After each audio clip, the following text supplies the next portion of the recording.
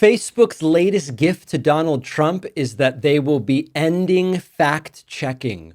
What a giveaway. We spoke earlier this week about how, in its continued Trumpian slide, Meta's Mark Zuckerberg announced that UFC CEO Dana White would join the board of directors of Meta, which is the parent company of Facebook. Now, what does he know about AI and misinformation, disinformation, social media?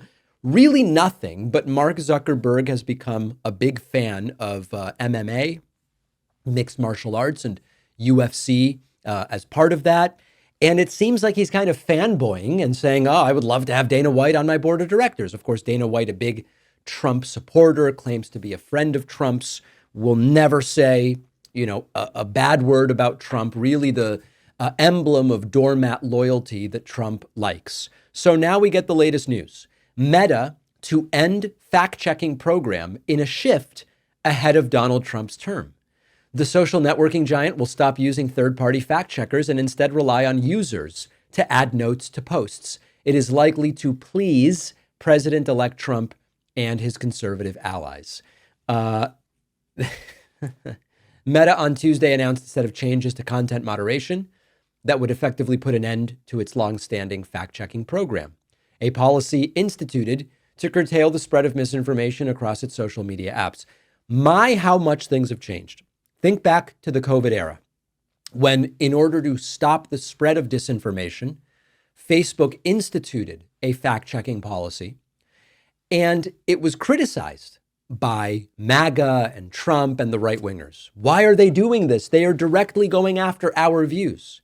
This is a complete and total reversal. And as the New York Times points out, it is a stark sign of how the company is repositioning itself for the Trump presidency in the weeks before it begins. Meta described the changes with the language of a mea culpa, saying that they had strayed too far from their values over the prior decade. Dear God, dear God. We spoke earlier this week in the context of Dana White joining the board of Meta, that we really don't know what the social media news landscape is going to look like a year from now.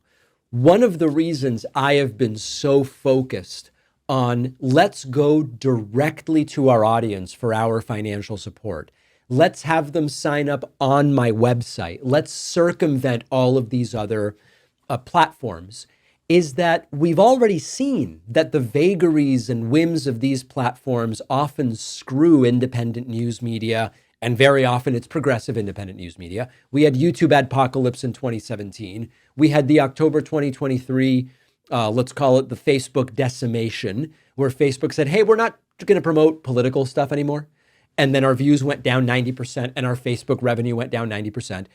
I've learned from doing this long enough that we have no control, say, or influence whatsoever, nor any leverage over the ways that these platforms promote or don't promote our content, over the ways that they monetize or don't monetize our content. And it's bigger than just the revenue streams for independent shows. It's that it correlates with what they value and the degree to which these platforms can be, I don't need them to be friendly advocates of what I do, but just be neutral in terms of providing the platform and having some system of evaluating its truth and empirical basis and saying, let people decide what it is that they want to share, but don't say, we're not going to promote the news at all. We're not going to say anything at all about, are you promoting an accurate representation of medical guidelines or are you promoting dangerous quackery? We're just going to take ourselves out of it. And we've talked before about how sometimes neutrality is not objectivity. Sometimes it is. And this calculated decision is a decision that clearly helps Donald Trump. We know from just observing for a decade now that it is under Trumpism that endless lies are told. I don't like the hurricane map for political reasons. I'll use a Sharpie to change the map. I don't like the numbers about COVID. I'll say, let's stop testing. Or if I don't like what's going on with vaccines, I'll talk about hydroxychloroquine or whatever the case may be. And we are in the position of having to try to fight back against that. And now it is going to be a fight on Facebook for these sort of community notes type things that they're replacing the fact checking with, to say, no, these notes are actually further leading you astray. You can't trust the notes because it's the very same MAGA people that are generating these community notes. So this is going to become a mess. There is no question about it.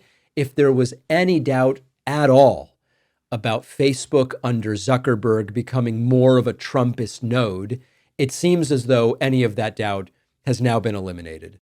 Well, I wrote a book after a long journey and a ton of work. I am really thrilled with how it turned out, and I hope you'll read it. The book is called The Echo Machine. And in a nutshell, it looks at how American politics got so broken, who has already figured out solutions, and how we can try to fix it and stop the terror of Trump for the next 4 years. With Trump winning this election, The Echo Machine couldn't be more relevant, not only a warning about how we got here, but also about what might be coming and how to prevent the worst outcomes. We've got to stay engaged. We need a plan, and that's what the book is about. There's a belief out there that unless you have corporate media behind you, you can't have a successful political book launch, that it's not possible. I think we can prove that wrong. Order The Echo Machine today at davidpakman.com/echo on Amazon, Barnes & Noble, Audible, Kindle, anywhere that books, ebooks, and audiobooks are sold. You can also call any local bookstore and say, please order me The Echo Machine by David Pakman. Wherever you get the book, you'll get the free pre-order perks, including the signed book plate. Head to davidpakman.com/free book stuff after ordering.